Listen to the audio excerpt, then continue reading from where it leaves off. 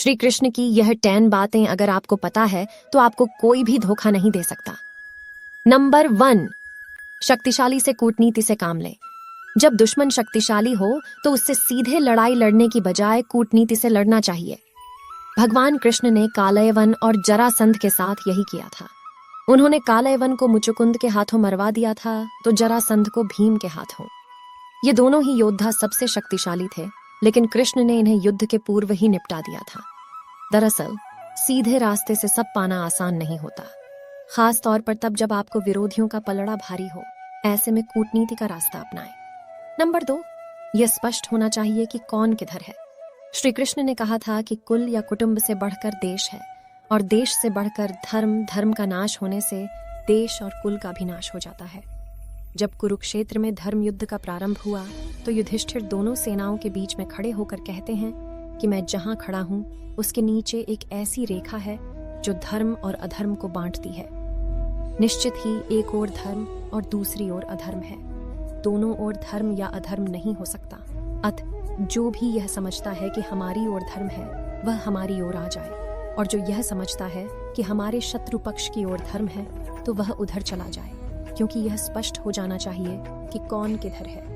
युद्ध प्रारंभ होने से यह स्पष्ट हो जाना चाहिए कि कौन किसकी ओर है, कौन शत्रु और कौन मित्र है। इससे युद्ध में किसी भी प्रकार की गफलत नहीं होती है। लेकिन फिर भी यह देखा गया था कि ऐसे कई योद्धा थे जो विरोधी खेमे में होकर भीतर घात का काम करते थे। ऐसे लोगों की पहचान करना जरूरी होता है। नंबर 3, संख्या नहीं, साहस और सही समय की जरूरत। युद्ध या कोई भी कार्य संख्या बल महत्व नहीं रखता, बल्कि साहस, नीति और सही समय पर सही अस्त्र एवं व्यक्ति का उपयोग करना ही महत्वपूर्ण कार्य होता है। पांडवों की संख्या कम थी, लेकिन कृष्ण की नीति के चलते वे जीत गए। उन्होंने घटोत्कच को युद्ध में तभी उतारा जब उसकी जरूरत थी।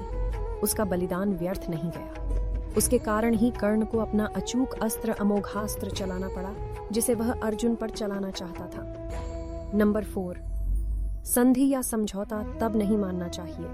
भीष्म पितामह ने युद्ध के कुछ नियम बनाए थे। श्री कृष्ण ने युद्ध के नियमों का तब तक पालन किया जब तक कि अभिमन्यु को चक्रव्यूह में फंसाकर उसे युद्ध के नियमों के विरुद्ध निर्ममता से मार नहीं दिया गया। अभिमन्यु श्री कृष्ण का भांजा था। श्री कृष्ण ने तभी तय कर लिया था कि अब युद्ध में किसी भी प्रकार के नियमों को नहीं मानना है। इससे यह सिद्ध हुआ कि कोई भी वचन, संधि या समझौता अटल नहीं होता।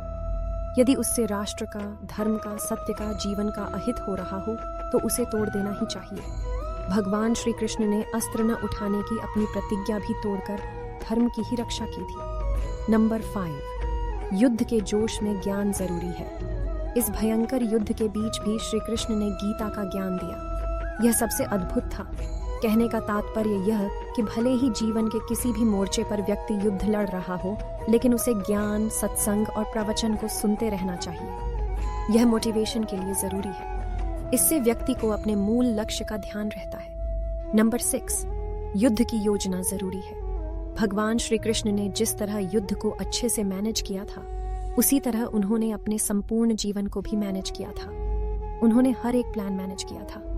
यह संभव हुआ अनुशासन में जीने, व्यर्थ चिंता न करने, योजना बनाने और भविष्य की बजाय वर्तमान पर ध्यान केंद्रित करने से।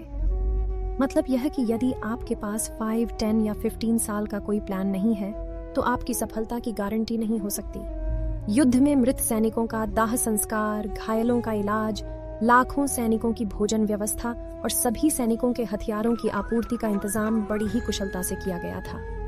आपको यह जानकर आश्चर्य होगा कि यह सभी कार्य श्री कृष्ण की देखरेख और उनकी नीति के तहत ही होता था। नंबर 7, अधर्मी को मारते वक्त सोचना नहीं।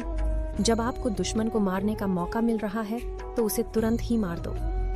यदि वह बच गया तो निश्चित ही आपके लिए सिरदर्द बन जाएगा, या हो सकता है कि वह आपकी हार का कारण भी बन जाए।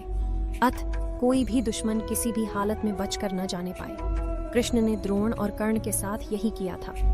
नंबर 8, प्रत्येक सैनिक को राजा समझें। जो राजा या सेनापति अपने एक एक सैनिक को भी राजा समझकर उसकी जान की रक्षा करता है, जीत उसकी सुनिश्चित होती है।